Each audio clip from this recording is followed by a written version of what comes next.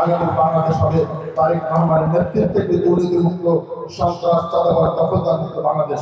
আমি electronics print media বন্ধুদেরকে দীর্ঘক্ষণ আজকের আমার এই অনুষ্ঠানটি সফল করার জন্য কাজ করছেন, সেজন্য আমাদেরকে আমি ধন্যবাদ জানাচ্ছি এবং কৃতজ্ঞতা প্রকাশ করছি। আজকে প্রতিবাদ্য বিষয় হচ্ছে যুব সমাজের প্রত্যাশা, বিএনপির পরিকল্পনায় আগামী বাংলাদেশ। ইতিমধ্যে বিএনপি 41 দফা রাষ্ট্র মেরামতের যে প্রস্তাবনা জাতিসংঘে পেশ করেছেন তার 23 দফায় রয়েছে আধুনিক যুগোপযোগী যুব উন্নয়ন নীতিমালা প্রণয়ন। আমি বিশ্বাস করি এই 41 দফা বাস্তবায়নের মধ্য দিয়ে আগামী বাংলাদেশ হবে তারেক রহমানের নেতৃত্বে একটি বৈষম্যহীন গণতান্ত্রিক বাংলাদেশ। যুক্তরাষ্ট্রের 1 নম্বর জিম চেইন গোল্ডস জিম এখন আবারও বাংলাদেশে।